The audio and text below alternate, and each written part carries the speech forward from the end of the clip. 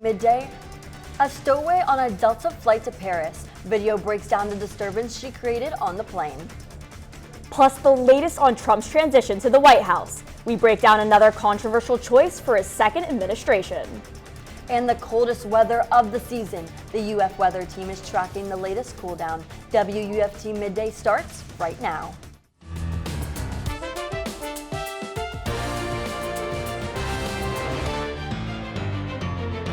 You're watching WUFT Midday. Today we saw some of the coldest temperatures of the year. Welcome to WUFT Midday. I'm Haley Balgobin. And I'm Jessica Nitti. Thank you for joining us.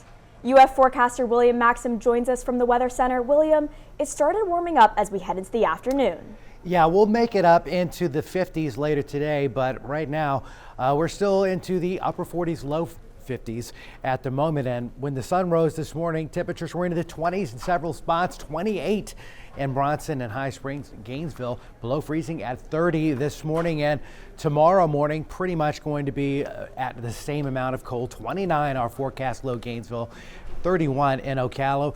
Where we're going to see temperatures in the 20s, that's where we have that freeze warning overnight tonight into tomorrow morning. Elsewhere, temperatures not quite as cold, a little closer to the coast. Temperatures will be close to 40 degrees.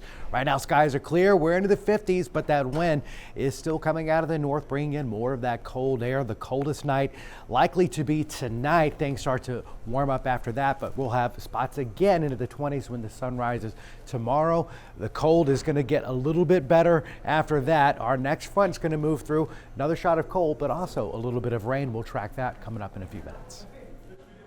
With temperatures expected to hit lows in the 30s this week, cold shelters in north central Florida prepare to welcome those who need a warm place to stay. In Alachua County, Grace Marketplace will provide shelters starting at 7 p.m. tonight. St. Francis House will be taking in neighbors who need a warm place to stay every night except Wednesday this week. Those who want to stay warm should arrive between 7 and 9 p.m. And turning to political news, President-elect Donald Trump's picks for Attorney General and Secretary of Defense were on Capitol Hill Monday, where they met with senators rallying for their vote. As Bree Jackson reports, this comes as Trump's pick to lead the FBI, Kash Patel, is quoted as wanting to dismantle the very agency he slated to run. President-elect Trump making another controversial choice for his second administration, selecting Kash Patel for FBI director. He's got a sketchy commitment to using his authority to pursue what he regards as political enemies, and that includes folks who write bad articles about him in the press, politicians who disagree with the president. I've known him for a long time. Just stay tuned. Senators also meeting with Trump's pick for Secretary of Defense, Pete Hegseth. Appreciate the opportunity to talk to senators today. He's come under fire for a number of issues, ranging from sexual assault allegations, which he denied and was not charged for, although authorities did not say why he was not charged, to a new article by The New Yorker citing a 2015 report written by former employees of a veterans organization Hegseth ran. It alleged he was repeatedly intoxicated to the point of needing to be carried out of the organization's event. The Trump transition team is standing by the pick, and some lawmakers are too. We need somebody to straighten the military out, to get the woke, the DEI affiliation out, and go from there. Pam Bondi, Mr. Trump's nominee for U.S. Attorney General, also making the rounds on Capitol Hill Monday. I congratulate you, and I hope that you feel the honor that you should feel for having this nomination from President Trump. Should I earn the trust and the nomination from all of the senators, I will do my best every day to work tirelessly for the American people. President-elect Trump's picks making their case to be confirmed. In Washington, Bree Jackson, NBC News. A House Select Subcommittee has released its final report on their COVID-19 response. The 520-page report was made public on Monday, and it summarized the Republican-led committee's 2-year effort investigating the virus origins. The subcommittee concluded the coronavirus most likely emerged from a laboratory in Wuhan, China. The report cited factors like biological characteristics of the virus and illness among researchers at the Wuhan Institute of Virology in the fall of 2019. The subcommittee also faulted the pandemic efforts of the World Health Organization. The report said that health officials and the Biden administration oversold the power of the vaccines to prevent transmission or infection. An investigation on a cruise ship and a plane makes an emergency landing. That news from around the nation. Our Arteria Hicks joins us live in the studio with the latest in national news. Authorities continue to investigate a man overboard incident in San Francisco. According to a statement from Princess Cruises, it's believed the 72-year-old American male fell overboard before the Ruby Princess cruise ship arrived into San Francisco harbor. Authorities say video from the ship has been extensively reviewed.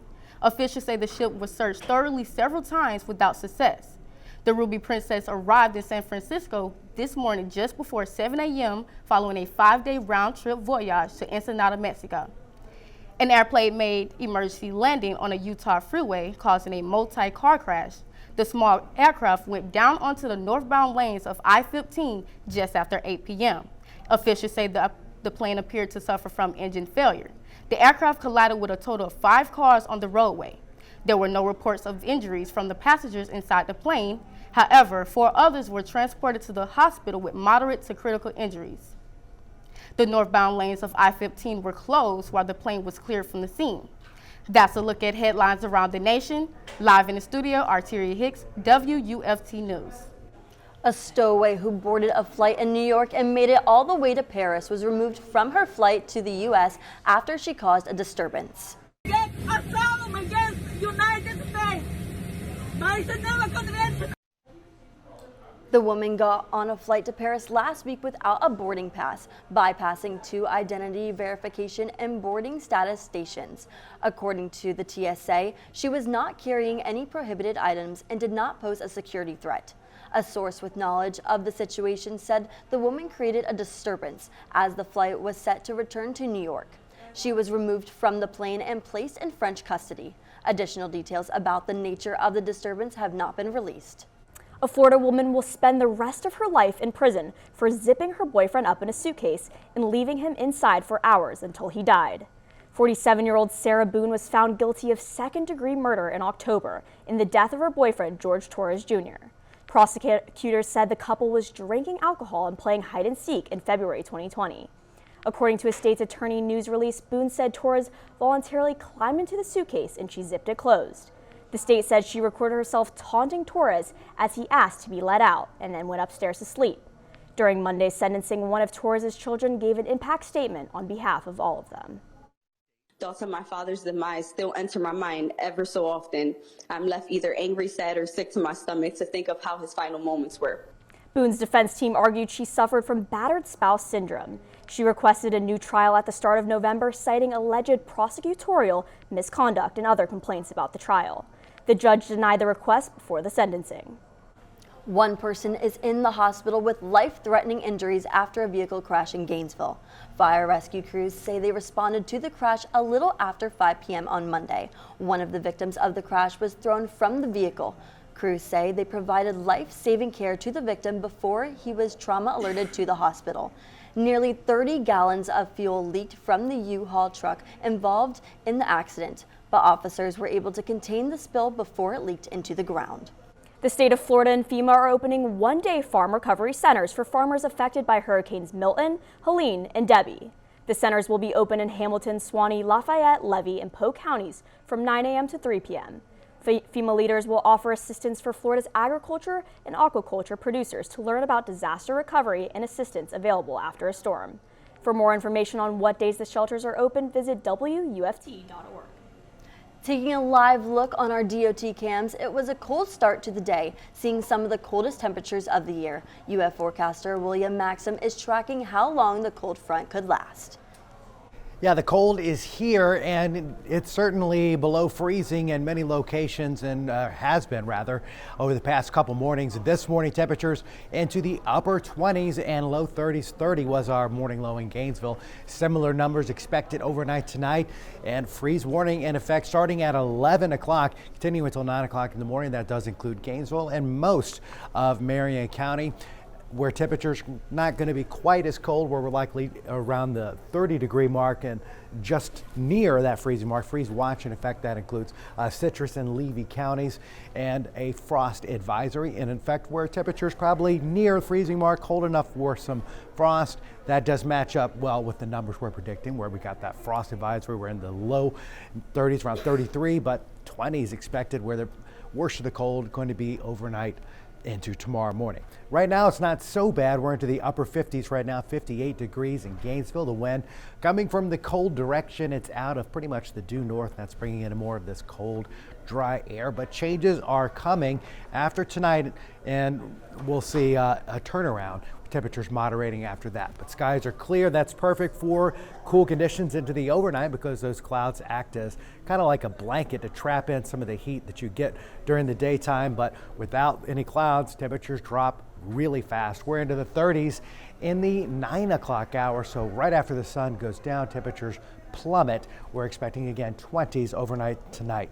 Our highs today will probably make it up into the 50s, the low 60s, a couple spots. This is about 10 degrees below average.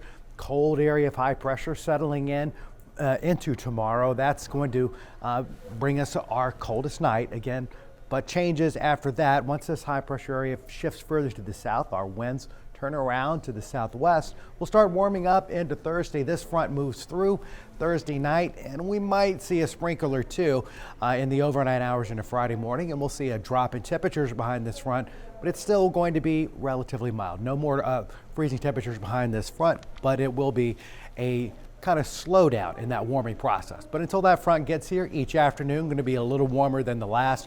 We're back up to average though on Thursday, right ahead of that cold front which comes through into the overnight. That's going to bring us some sprinkles, but not a lot of heavy rain. And once we get to sunrise on Friday, the rain pretty much over with. Temperatures start coming up. After that, we're back into the 70s on Sunday. Next week, 70s turn into 80s by Tuesday. We're watching another cold front coming around the middle of next week. That could bring not only some showers, but potentially some heavy rain for a couple days, as that looks like a slow moving cold front. That's something we'll track. But in the short term, it's about the cold. Tonight, freezing temperatures expected once again. U.S. residents can send letters to the North Pole, but not to Canada.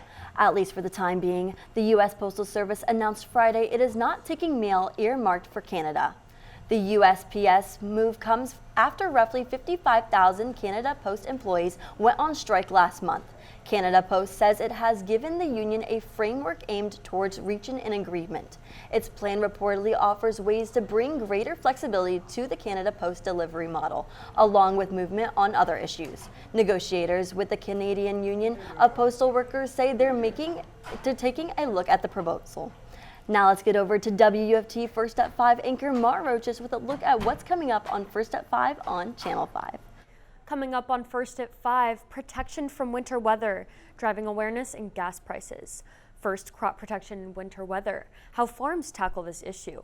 Plus, it's National Older Driver Safety Week. And gas prices fluctuating. Today, they're down. All that and more at 5. Today I woke outside and had goosebumps running down my arm. William, one last check on the weather. Yeah, it's going to get better, but it is very chilly at the moment. We've got temperatures into the 50s right now. We'll make it to right around 60 degrees. Then we're freezing overnight tonight.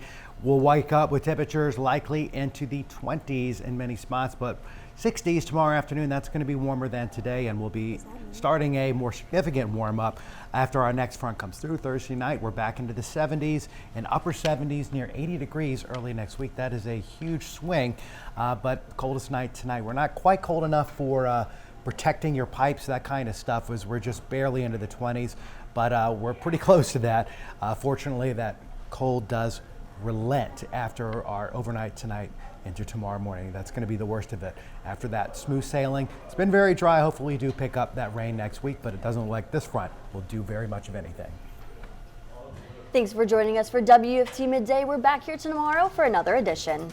We now join Sports Scene with Steve Russell live on WRUF Radio and right here on WRUF-TV Channel 6.